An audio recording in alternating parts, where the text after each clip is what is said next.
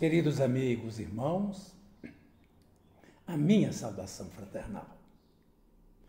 Hoje nós temos a incumbência de produzir umas reflexões com vocês sobre um tema bastante interessante. Pensamentos, palavras, atos e atitudes. O tema é muito interessante porque tudo provém do Espírito. Exatamente no Espírito é que está a gênese do que nós pensamos, do que se transforma em ideias, em atos, palavras, atitudes. Nós vivemos no universo de influências recíprocas. Nós influenciamos e somos influenciados. Nós esperamos no mundo das imagens que projetamos, também das imagens que recebemos. Consequentemente, essas influências recíprocas elas ocorrem seja por sugestão mental, por indução ou por coação. E é interessante essa questão, nós já estamos de alguma forma penetrando no pensamento, porque nós assimilamos o que vem dos outros. E, reciprocamente, as pessoas, os outros, assimilam aquilo que vem, que sai de nós. E tudo ocorre exatamente porque nós entramos na mesma faixa mental, nas mesmas irradiações que emanam das pessoas. E daí nós podemos afirmar que nós estamos num universo de sintonia. Nós estamos permanentemente nos sintonizando com os outros, sejam eles espíritos que vigem no mundo extrafísico, os desencarnados, ou aqueles que, como nós, experienciam no mundo, habitando corpos carnais. Tudo, como nós afirmamos antes, nasce do Espírito. E, primeiro, os pensamentos. Nós gostamos de utilizar uma imagem de André Luiz, é um dístico, que, entre outras palavras, diz assim: pensamentos geram ideias. Ideias se convertem em palavras. Palavras resultam em ações. Ações provocam atitudes. Atitudes geram reações nos outros. E nós poderíamos acrescentar que, depois das nossas atitudes, nós formamos hábitos. E os hábitos estabelecem destinos. Então, pensamentos, ideias, palavras, atos, atitudes, hábitos, destino. É uma cadeia, onde nós ficamos imersos nelas. E, por conseguinte, nós definimos a nossa vida por aí. Como? Permanentemente nós estamos pensando. Será inevitável que, em os pensamentos gerando ideias, nós vamos engendrando esses outros caminhos de nos expressarmos através de palavras, ou de atitudes, ou de atos, e que vão criando em nós, pela repetição, hábitos, formatando o que é a nossa personalidade e aquilo que nós estabelecemos para a nossa caminhada. Como nós estamos falando em pensamentos ainda, os pensamentos, eles geram ideações. É como se nós procurássemos dar forma às nossas ideias. E não necessariamente essas ideias, essas ideações, nós convertemos-las em palavras, em ações.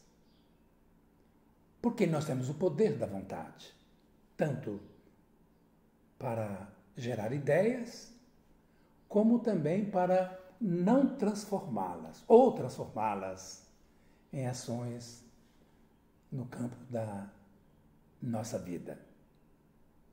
Quando nós falamos em pensamento, podemos certamente estabelecer dois focos. Os pensamentos quando nós estamos aqui no mundo físico e os pensamentos quando nós estamos no mundo espiritual. No mundo espiritual, as coisas assumem uma simplicidade maior. Porque no mundo espiritual, nos diz o Espírito André Luiz, que o nosso pensamento e a vontade são capazes de interferirem nos fluidos que se encontram na natureza e nas suas formas mais simples ou mais puras, o fluido cósmico e universal. O pensamento e a vontade no mundo espiritual são como as nossas mãos no mundo físico, que nós podemos produzir esculturas e, com o nosso labor, produzir muitíssimas coisas. São os instrumentos que nós operamos para materializar as nossas ideias, os nossos pensamentos, então. No mundo espiritual, eles não têm o impeço ou empecilho do cérebro físico. Porque no nosso caso específico, nós pensamos, formatamos ideias que são repassadas para o nosso cérebro perispiritual, o nosso cérebro espiritual, que está no nosso corpo espiritual, ou como a doutrina espírita explicita, no perispírito, e daí do cérebro perispiritual vai para o cérebro físico, para se converter depois as ideias que são formatadas em palavras, em atos e atitudes. No mundo espiritual não tem o cérebro físico, que é matéria mais rude. Então, os espíritos têm maior liberdade para trabalhar com esse fluido, que para nós é invisível, e que tem variados estados, e que Allan Kardec trabalha muito bem no livro Gênese, a Gênese. E também nós temos outras obras de André Luiz, onde, pelas mãos de Francisco Cândido Xavier, nós podemos conhecer mais sobre as propriedades desse fluido cósmico universal ou fluido espiritual. Então, no mundo espiritual, nós somos muito mais capazes de operar. E surge a questão da ideoplastia. A ideoplastia surgiu no meio espírita, essa palavra com Ernesto Bozano, mas ela é interior, essa denominação de ideoplastia, ela é muito mais antiga e significa ideia, plato, ideoplastia. E o Dr. Duran, por volta de 1860, que surgiu com essa expressão, e depois Ernesto Bozano utilizou. Então, nós somos capazes de fazer ideoplasticidade, criar quadros mentais. No mundo espiritual, mais fácil. As formas mentais. E agora, no mundo físico, nós também criamos as nossas formas mentais, formas, pensamento. E é tanto que todos nós nos apercebemos que quando nós formatamos ideias, nós temos a absoluta certeza de como se fossem formas vivas, esculturadas, perfeitas, com vida, com movimento, são os quadros ideoplásticos. Só que nas ideoplastias nós podemos produzir quadros mentais que são positivos, quadros mentais que são negativos, que são perturbadores. Não é verdade? Só para exemplificar, porque nós estamos falando da questão do pensamento, quando nós somos agressivos, violentos, quando nós somos odientos, nós criamos formas mentais em nós que repercutem nos outros. Mas, como estão em nós, elas também têm repercussão no nosso próprio ser, causando sensações estranhas, também perturbadoras no nosso mundo. Mas quando nós somos amenos, comunicadores, afetuosos, compassivos, generosos, também com o nosso pensamento que gerou a ideias, que se traduziu em atos, as formas mentais ou ideoplásticas que nós criamos até estabelecer a consecução do ato, reverberam positiva no outro a quem nós, por alguma razão, estamos a comunicar ou a beneficiar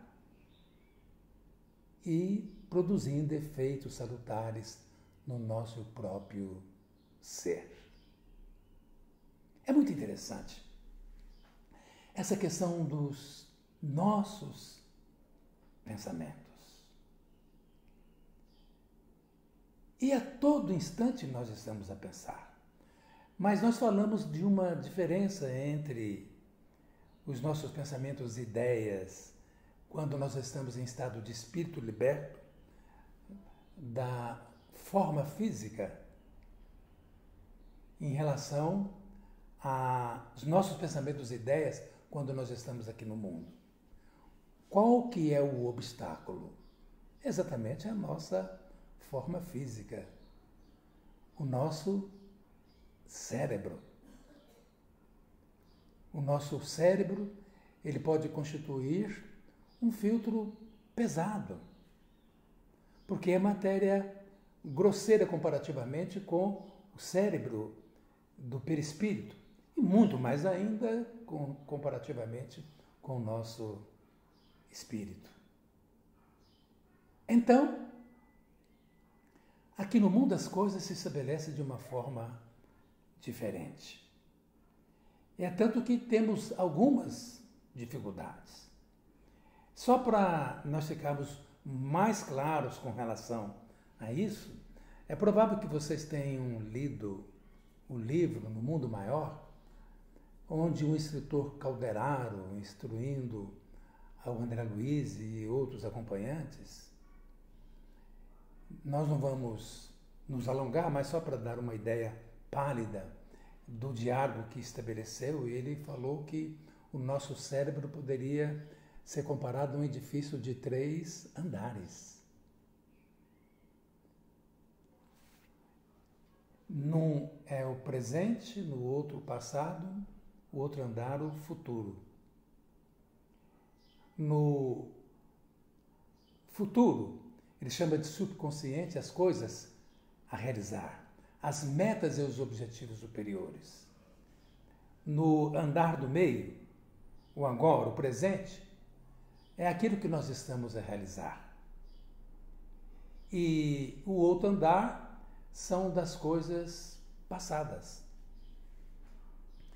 Das coisas passadas é a personalidade que nós entronizamos.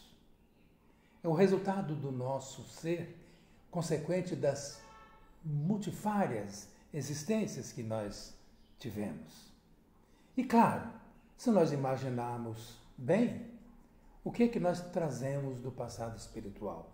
Realizações, claro, conquistas também. Nós podemos trazer também estigmas de fracassos, de atropeços, de comportamentos desviados do roteiro do bem, de atos criminosos, de comportamentos hostis na direção dos outros e de perversidade que muitas das vezes nós nos permitimos realizar. É tanto que nós podemos trazer no passado espiritual questões irresolvidas, que não foram suficientemente trabalhadas no passado espiritual, trazendo perturbações de natureza psicológica, com afetação do nosso mundo psíquico. É como se fosse um andar obscuro. Mas esse andar obscuro, essas perturbações atávicas que nós trazemos neste andar, que é o passado, elas podem ter repercussão na vida atual. É tanto que nós temos, muitas das vezes, pensamentos que não desejaríamos. Passam ideias que nós relutamos e consideramos que elas não estão no mundo dos nossos desejos. Fazemos um esforço para reprimir muitos dos pensamentos, das ideias, que têm muito mais uma relação com o nosso eu velho, com os nossos comportamentos equivocados no ontem. Mas esse andar no nosso cérebro existe. Eu quero dizer com isso que esses três andares, eles estão interligados. Mas o espírito é o supremo gestor. Ele é quem está no comando. Então, se eu tenho uma ideia, um pensamento ruim, eu tenho o poder de afastar o pensamento e a ideia equivocada. Pode ser que nem sempre a gente consiga, mas nós temos esse poder. Por quê? Porque somos dotados de inteligência e de vontade. É preciso esforço. Por isso que o andar do meio, o andar da vida presente, o nosso Calderaro fala que duas coisas são importantes: o esforço e a vontade. São determinantes para que nós tenhamos sucesso no trato com os nossos pensamentos e com as ideias que nós criamos. O andar futuro é algo muito mais nobre. É a meta superior, os objetivos nobres, mas eles também podem se concretizar desde quando nós cuidemos bem do presente e venhamos a aprender a penetrar nesse inconsciente nosso, que é o passado espiritual. Quando ele, por alguma razão, reverbera, nós sabemos nos conter para termos bom trato com os nossos pensamentos e com as nossas ideias. Vocês devem estar percebendo que é um mundo absolutamente fantástico. Nós não vamos nos estender demais na questão do pensamento, porque nós queremos também viajar nos outros campos. Tem, por exemplo, as palavras. Pensamos, temos ideias e depois as palavras. Todos nós, com exceção daqueles que, por razões de natureza kármica ou da lei de causa e efeito, estão impedidos de falar. Mas a palavra é instrumento precioso que o Criador deu para todos nós, para nós comunicarmos-nos de uma forma aberta, porque no mundo espiritual nós nos comunicamos telepaticamente, pelo pensamento. Não existe o obstáculo do cérebro físico com as suas funções muito importantes. Mas Deus nos deu a arte da palavra, mas o homem que engendrou o falatório. Às vezes nós falamos demais. Nós falamos impensadamente. Outras vezes escapam de nós palavras agressivas, perturbadoras, desencontradas, que causam mal-estar no ambiente onde nós estamos. Mas é porque as nossas palavras são fruto das nossas criações, das nossas ideias, do nosso pensar. Então, trata-se de algo muito importante para a gente desenvolver na vida. A arte de comunicar pela palavra, onde nós articulamos a nossa voz. Tem pessoas que falam muito, tem pessoas que falam pouco. Os que falam alto, os que falam baixo.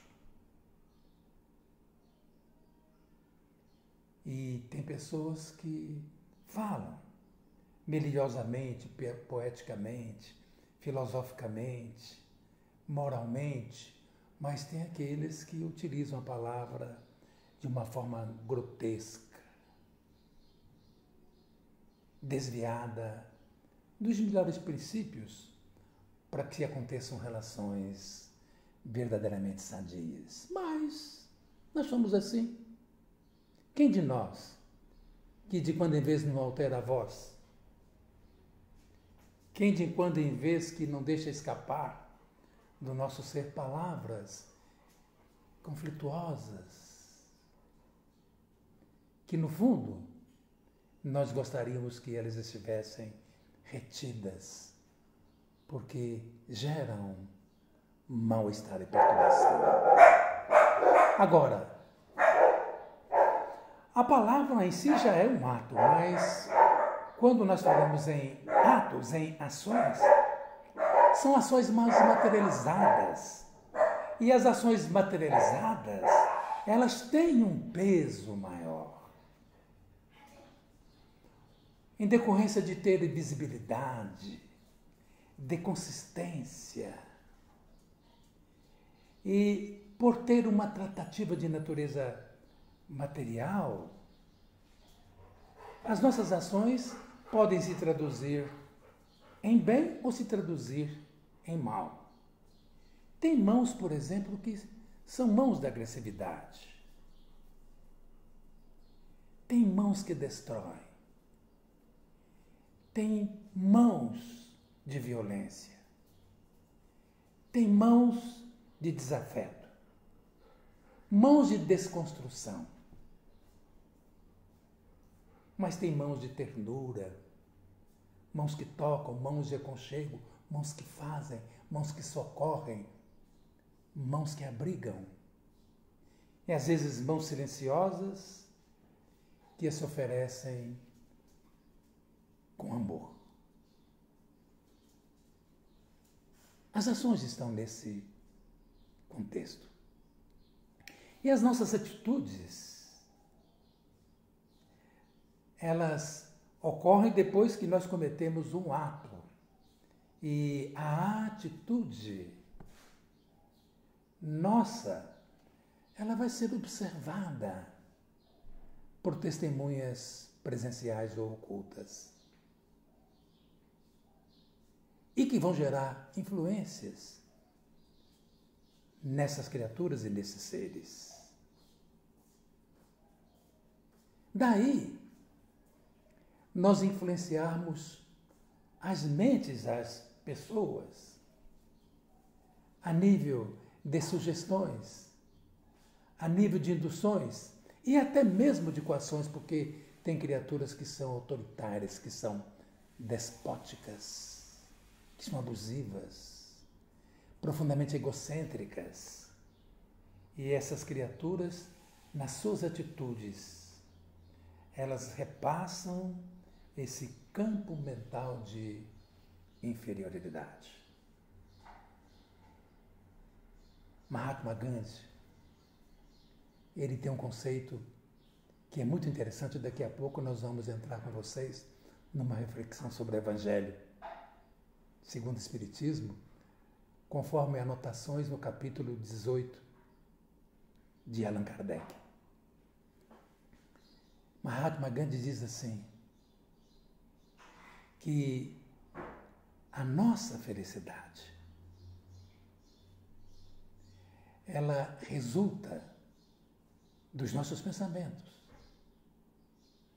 das nossas ideias, dos nossos atos, perfeitamente harmoniosos entre si. Olha que cadeia interessante, porque aparentemente quando nós falamos até então sobre pensamentos, ideias, palavras, atos e atitudes, alguns poderiam ter interpretado como fossem estanques e separados. Mas o Mahatma Gandhi, ele nos fala que esses pontos, se eles conseguirem ter harmonia entre eles,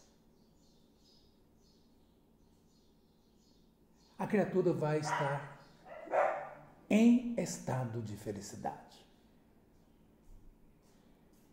É como se nós imaginássemos o seguinte: nós temos fluxos de pensamentos e de ideias. E as criaturas que estão habituadas ao bem pensar,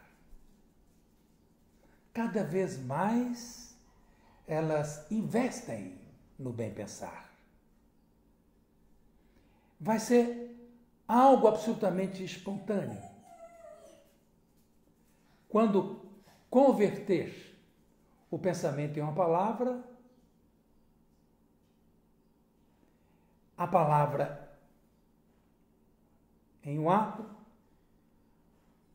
em atitudes, em decorrência dessa harmonia entre o que nós poderíamos chamar o bem pensar, o bem sentir e o bem agir, a criatura vai estar sempre se sentindo feliz por causa da harmonia que esplende do seu ser, concatenando, equilibrando-se, harmonizando esse fluxo que dimana do espírito. Pensamento, ideia, ato e atitude. Tudo em harmonia. Mas aí vocês poderiam dizer, mas essas coisas não são tão simples assim. Aí eu vou em socorro do nosso querido Emmanuel. No seu livro Pensamento e Vida, ele fala que se pudesse, para a gente entender melhor o nosso mundo mental, ou o nosso cérebro, para, de uma forma simplificada, ele nos explicar, diria que existem os seguintes departamentos. O departamento dos desejos, o departamento da inteligência, o departamento da imaginação.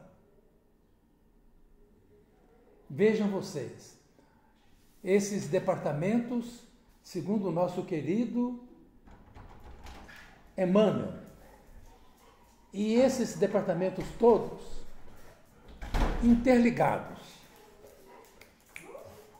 todos eles interligados. Então, nós temos desejos, todas as pessoas têm desejos, todas as pessoas são dotadas de inteligência, as criaturas são capazes de imaginar, e se as criaturas são capazes de imaginar, estabelece um fluxo importante. Então, eu vou repetir e acrescentar um departamento. O departamento dos desejos, o departamento da inteligência, o departamento da imaginação, o departamento da memória. Eles todos também estão igualmente interligados. Vamos explicitar sobre isso. Desejos, todos nós os temos.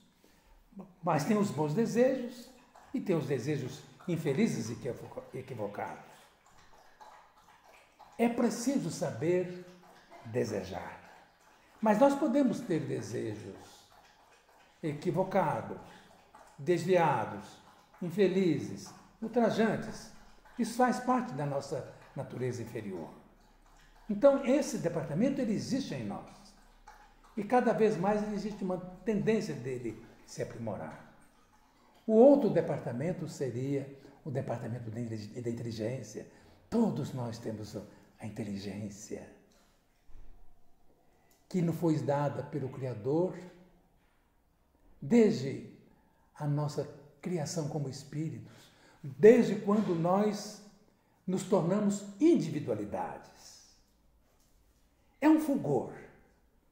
Cada vez mais nós podemos desenvolver a nossa inteligência para que nós tenhamos bons pensamentos, boas ideias, que nos levam aos bons atos e às nossas boas atitudes.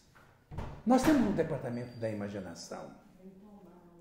Como que nós podemos desenvolver a imaginação em nós? Em verdade, a todo instante, nós estamos ativando esse departamento da imaginação. E nós falamos em ideoplastia. A ideoplastia são criações mentais. A todo instante nós estamos criando formas, pensamentos. E como nós criamos formas, pensamentos, o nosso departamento da imaginação ele está sempre ativo, mesmo quando as pessoas elas estão caídas, vencidas, deprimidas, cansadas. Ainda assim, a mente faz repercutir ideias casadas com esse tipo de criação.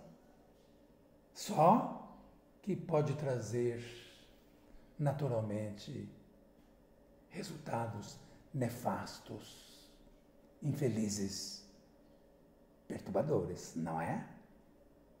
Então, o departamento de imaginação está sempre ativo em nós. Por exemplo, neste momento, quantas pessoas espalhadas pelo mundo têm fazendo funcionar esses departamentos? Algumas com criações positivas, alentadoras, estabelecendo sonhos e programas para frente, mas outras estão no estado de fixação mental, de descrença, de desespero, visitadas por receios, por medos, mas nem por isso o departamento da imaginação fica inativo. O departamento da memória, o que seria o departamento da memória? Nós temos a memória consciente atual, nós temos a memória pré-consciente, que rasga tempo e ela alcança fatos, acontecimentos já passados, mais ou menos distantes, e nós temos uma memória inconsciente. Nós poderíamos chamar a memória inconsciente aquela que ela tanto assambarca fatos muito antigos da nossa infância, da nossa puberdade, da nossa mocidade, que às vezes estão esquecidos e que por alguma razão, por algum acontecimento, eles vêm à tona, eles emergem, vêm à superfície, à baila da consciência presente, mas não deixa de ser o departamento da memória funcionando por alguma razão para suscitar ideias ou rebuscando ideias e fatos que aconteceram e que a gente precisa saber trabalhar muito bem. Agora tem a memória inconsciente, é aquela de existências passadas. Também estarei no campo do departamento da memória. E quando esse departamento é excitado, naturalmente que nós temos que saber trabalhar para tirarmos bons resultados de tudo isso. É um mundo absolutamente fantástico. É muito bom viajar nisso. Nós poderíamos até estender o restante do nosso tempo fazendo reflexões sobre esses departamentos ditos pelo nosso querido Emmanuel. Mas eu queria trazer com vocês umas reflexões do Evangelho segundo o Espiritismo, em verdade rebuscar um pouco Jesus, para a gente entender bem como que deva ser a nossa postura na questão dos pensamentos, palavras, atos e atitudes em consonância com o Evangelho do Senhor. Nós encontramos uma anotação do Evangelho de Mateus no capítulo 6. Nem todos aqueles que dizem Senhor, Senhor, entrarão no reino dos céus, mas aqueles que fazem a vontade do nosso Pai que está nos céus. Aí Jesus prossegue. Mas vários dirão: não realizamos milagres em teu nome, Senhor? Não expulsamos demônios em teu nome, Senhor? Vejam vocês, suscita-se realizações que aparentemente são de muita nobreza. Não expulsamos demônios em teu nome, Senhor. Não realizamos milagres em teu nome, Senhor. Aí Jesus diz: afastai-vos de mim, todos vós que operais na iniquidade. Porque profetizar em nome do Senhor, fazer milagres em nome do Senhor, expulsar demônios em nome do Senhor, são evidentemente coisas importantes numa análise dos bens que se podem fazer na terra. Mas quando Jesus diz assim, nem todos aqueles dizem Senhor, Senhor, entrarão no reino dos céus. É daí que eu volto a trazer o Mahatma Gandhi, quando ele diz que tem que ter uma sintonia, uma harmonia entre o pensamento, a ideia, a palavra, o ato. Eu acrescentaria a atitude. Porque existindo uma harmonia é que se tem um estado de felicidade. Existindo essa harmonia é que nós vamos garantir que teve um bem pensar, um bem sentir e um bem agir. Os atos exteriores, claro que eles podem ter uma variedade. Podem significar até um bem. Mas tem que significar um bem para outrem, mas também para mim. É por isso que nós estamos introduzindo esta afirmativa, esse dístico, do bem pensar, do bem sentir e do bem agir. O que não é tão simples. E nós vamos recorrer de novo a Jesus, conforme uma anotação de Mateus no capítulo 7. E essa anotação, aparentemente, ela é simples. Todo aquele que edifica a sua casa sobre a rocha,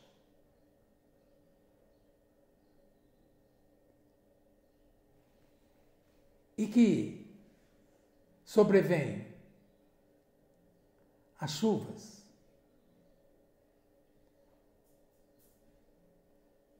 os sopram os ventos, transbordam os rios.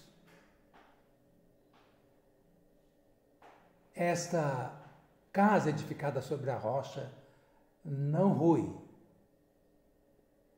porque essa criatura, ela é chamada de prudente. Ou, se nós quisermos colocar na sequência, nós afirmaríamos que toda a criatura será considerada prudente se ela edificar a sua casa sobre a rocha. Porque podem soprar, na linguagem, na figura humana, podem soprar os ventos, transbordar os rios e cair a chuva, porque a casa vai resistir.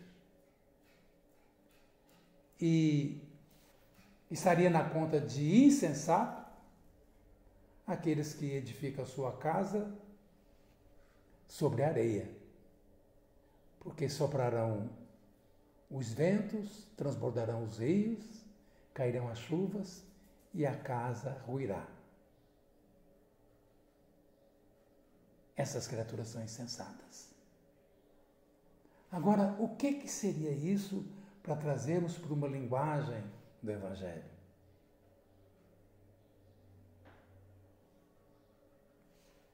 De um lado, a criatura que é prudente no mundo.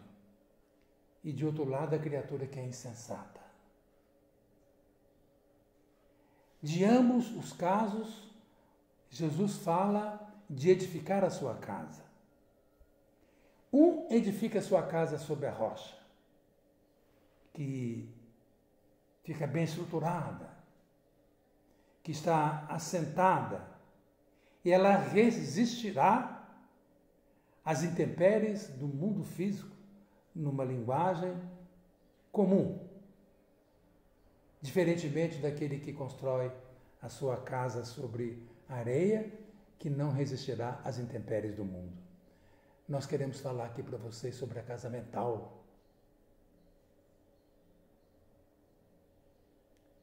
Como é que nós edificamos e construímos a nossa casa mental? Ela está estruturada sobre uma base firme, uma rocha, no sentido de que o nosso mundo mental, nele exista a harmonia. Aí nós podemos utilizar as figuras trabalhadas até então. Uma do departamento dos desejos, o departamento da inteligência, o departamento da imaginação e o departamento da memória. Como é que nós estamos interligando esses departamentos? Nós temos procurado harmonizá-los no sentido de saber desejar, de utilizar a nossa inteligência para coisas importantes, preciosas, renovadoras, de alta significação moral, vestidas do espírito da solidariedade, apaziguadoras do nosso ser. Como que nós temos utilizado o departamento da imaginação? Como são as nossas criações mentais, os nossos devaneios, os sonhos, as nossas viagens, a tessitura das ondas mentais que dimanam de nós? Quais são as nossas ideoplastias?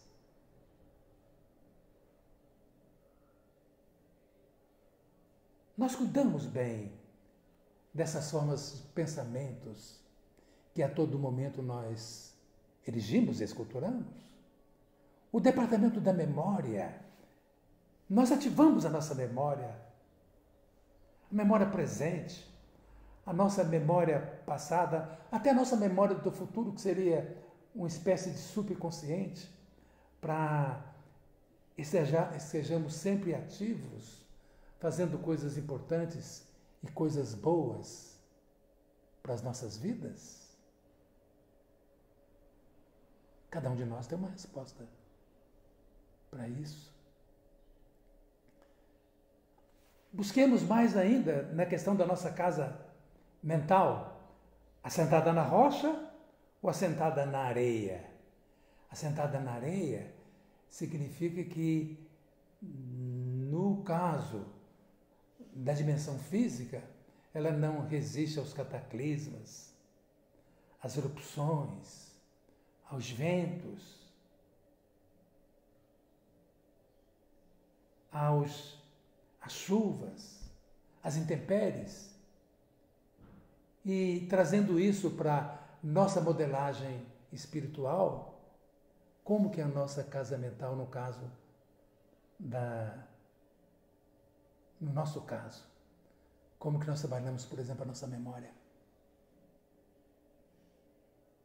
Sabemos harmonizar a memória presente com a memória passada, de forma que a gente, quando vem algo que a gente percebe que não está consentâneo com o nosso pensar de hoje, com o nosso sentir, nós vamos dar um trato de maneira que as nossas conquistas atuais, fruto do nosso esforço, da nossa vontade, nós consigamos trabalhar bem as perturbações do nosso passado. O auto-perdão, perdoando aos outros e fazendo exalar de nós muita paciência e compreensão para tudo quanto nos cerca, sobremodo as criaturas que convivem no nosso mesmo espaço. E o Mahatma Gandhi, que fala da necessidade da harmonia entre o pensamento, a ideia, o ato e a atitude. Quem consegue harmonizar, a casa mental está em rocha, sentada em rocha. Quem não consegue harmonizar, a casa mental, ela está edificada em areia e pode sucumbir de vez em quando, como acontece com muitos de nós. Daí aquela outra assertiva: o bem pensar, o bem sentir e o bem agir. Queridos amigos, vocês observaram como que nós podemos desenvolver em muito reflexões, entabular avanços de natureza filosófica, considerações cada vez mais fecundas em torno dessas questões?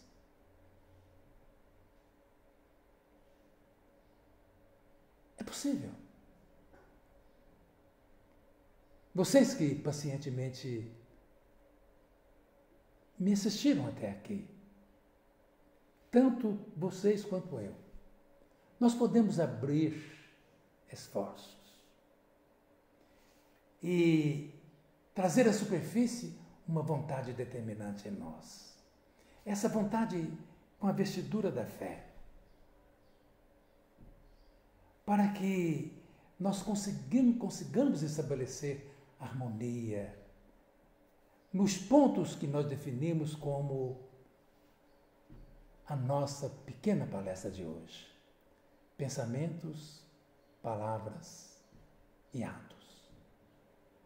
Vamos harmonizar, números, para que isso seja uma canção de fato nas nossas vidas. E quando, eventualmente, nós tivermos uma queda, que a casa estiver ruindo, nós tomamos as nossas mãos, porque as nossas mãos podem ser mãos santas, mãos do labor, mãos de trabalho, mãos de amor, mãos de afeto, mãos que auxiliam, mãos da solidariedade, mãos da caridade. nós podemos acionar a grandeza da nossa manifestação em palavra, do nosso verbo. Às vezes um verbo silencioso, é um paradoxo, mas outras vezes um verbo que canta, que faz gorjeos poéticos, que filosofa, que se veste de uma ciência, mas que se veste de simplicidade também para falar das coisas boas e das coisas santas, para a nossa vida ter muito significado. E eu oro nesses instantes ao bom Mestre Jesus para nos amparar, para que, na medida em que a vida tem sequência para nós, cada qual de nós está vivendo um estágio, um ponto. Já passamos por muitas estações. Vivenciamos muitas experiências. Travamos muitos contatos. Temos muitas coisas boas a rememorar. Porventura, as coisas que são negativas, que eventualmente nós lembramos, porque a memória nos traz. Nós podemos acionar os outros departamentos para desejar coisas diferentes no hoje, para exercitar a nossa inteligência no sentido de que as nossas criações elas sejam positivas, para ativar o nosso campo da imaginação. Porque nós somos capazes de fazer mais, de fazer melhor. E nós vamos ser como o homem prudente, que edificou a sua casa sobre a rocha. Que venham chuvas, que transportem os rios de dificuldades, que soprem ventos perturbadores, não importa. Nós vamos ser uma rocha. O nosso mundo mental, ele vai estar adivado de tal maneira que nós somos um todo harmonia. E vamos fluir aqui ainda no mundo. Como diz Mahatma Gandhi, momentos e estados de felicidade. Isso só depende de cada um de nós. E nesses instantes, eu volvo os meus pensamentos junto com vocês ao excelso Criador da vida, ao nosso bom e amorável Mestre Jesus, para que fluidos restauradores penetrem no nosso ser, que façam asepsia na nossa organização mental, de maneira a renovar as nossas energias, a temperar os nossos sentimentos com muita solidariedade e muita confiança no futuro. Porque nós, como seres imortais que somos, viajeiros do tempo, estamos cá e lá, que habitamos corpos que transmutam, mas que temos corpos que podem estar em qualquer lugar, diáfanos, nós que somos espíritos, sejamos resistentes às perturbações que às vezes a vida provoca, que sabemos ser uma maneira em que podemos testemunhar a nossa renovação. O nosso espírito, que tocado pelas letras santas e renovadoras do Evangelho do Senhor, possa prosseguir confiante, consistente, para cumprirmos o estabelecido para nós no campo da existência, de evoluirmos, de progredirmos sempre na direção do Senhor. Muita paz para todos e que Jesus seja uma presença permanente nas nossas vidas.